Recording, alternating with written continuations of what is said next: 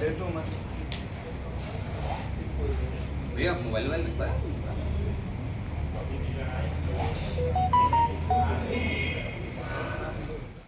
इस वक्त हम काशी हिंदू विश्वविद्यालय के सेंट्रल ऑफिस पे हैं और यहाँ पे अखिल भारतीय विद्यार्थी परिषद के छात्र धरने पे बैठे हुए हैं। हम छात्रों से बात करेंगे किन मुद्दों को, आज चौथा दिन है, चौथे दिन किन मुद्दों को लेकर के लोग धरने पे बैठे हुए हैं, क्या मांगे हैं आप लोग की?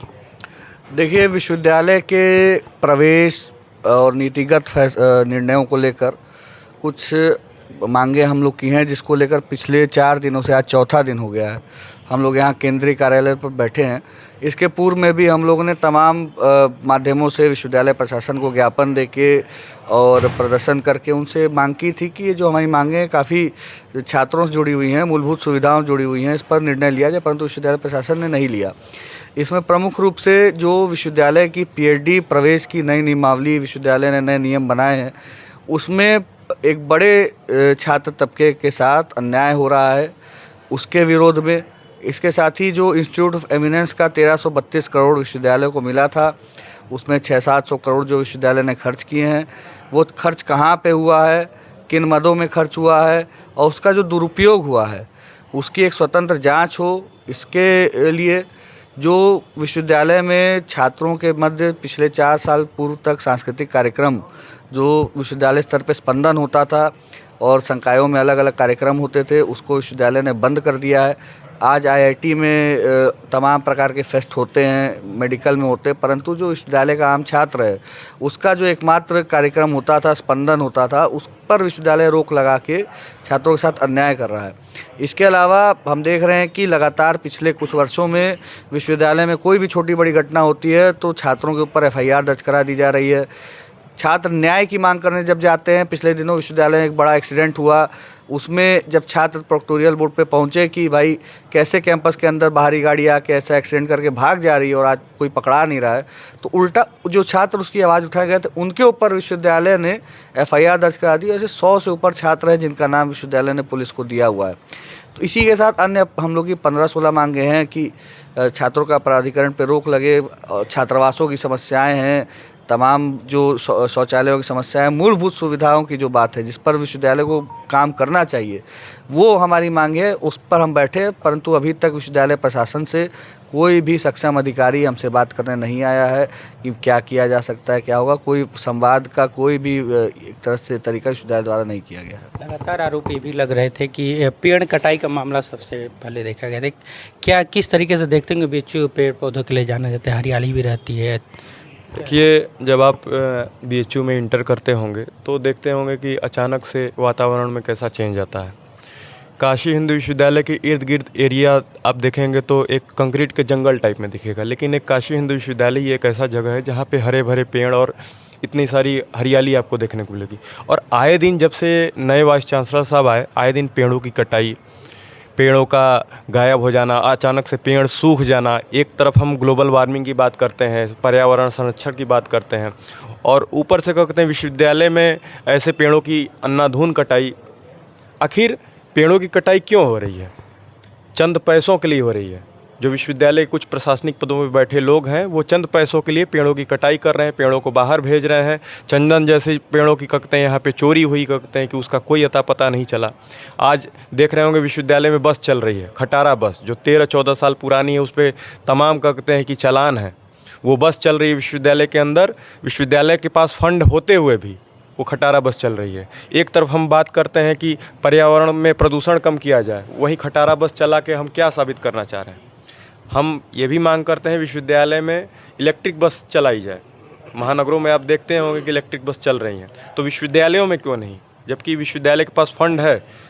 आईओई का फंड जब आता है विश्वविद्यालय में छात्रों के डेवलपमेंट के लिए 1000 से भी ऊपर करोड़ रुपए आते हैं, 1332 करोड़ रुपए विश्वविद्यालय में आते हैं कि यहाँ पे विश्वविद्यालय की रैंकिंग सुधरे, यहाँ पे शोध की गुणवत्ता बढ़े।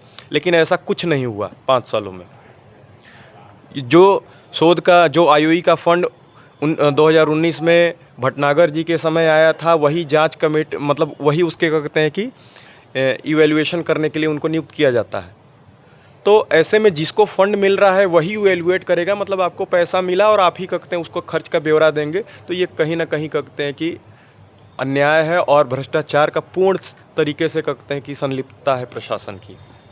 सोशल मीडिया बहुत सारे फ़ोटो भी वायरल होते हैं बीसी साहब का, चाची के कचौड़ी खाते हुए, चाय पीते हुए। छात्र जब मिलना चाहते तो मिलना नहीं चाहते, क्या समय नहीं है, वाकई में व्यस्त है या फिर दिखाते हैं? देखिए, एक कुलपति का कार्य तो पूर्ण रूप से विश्वविद्यालय को संचालन करना, छात्रों से मिलना, शिक्षकों से मिलने का होना चाहिए।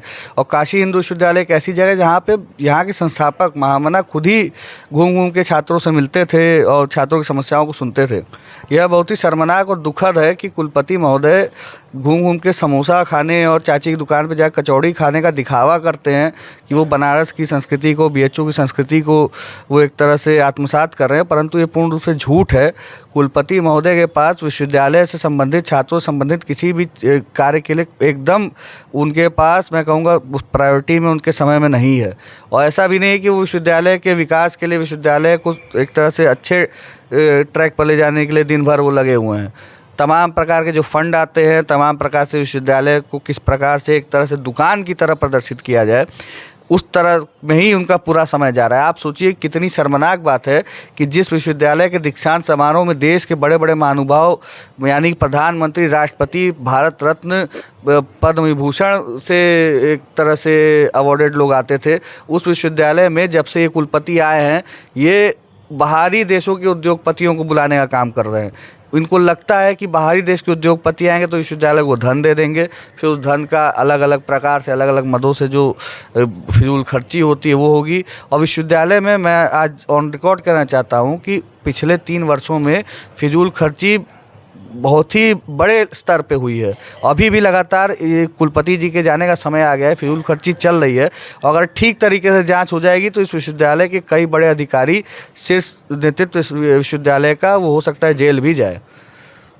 अगला कदम क्या है आप लोग का? चौथा दिन है, धरने के बाद अगर सुनवाई नहीं होती तो क्या धरना लगातार चले? बिल्कुल, ये धरना अभी लगातार चल रहा है और अभी आने वाले दिनों में हम लोग इस आंदोलन को और तेज करेंगे और अपनी मांगों को लेकर अन्य प्रकार से भी अपना एक तरह से छात्रों के मध्य भी जाएंगे और प्रशासन को भी, प्रशासन चूँकि एक तरह से बहरे प्रशासन के रूप में कार्य कर रहा है, एक तरह से निकम्मा तो है ही प्रशासन, बहरा हो गया है और अहंकार से ग्रस्त हो गया है प्रशासन कि छात्र कहीं भी कुछ भी अपनी मांग रखते तो उसको सुनने का प्रयास नहीं करता है।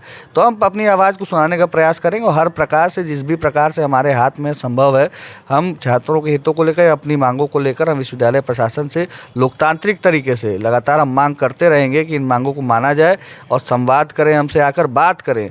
और हम भी एक तरह से सॉल्यूशन के लिए ही बैठे हैं, हम भी चाहते समाधान हो, परंतु विश्वविद्यालय अगर समस्या को समस्या बना के रखना चाहता है तो यह किसी भी रूप में हमें स्वीकार्य नहीं है। तो जब तक हमारी मांगें पूरी नहीं होती है हम धरना बैठे रहेंगे, छात्रों का यह कहना है। अविनाश कुमार पांडे, उत्तर प्रदेश समाचार।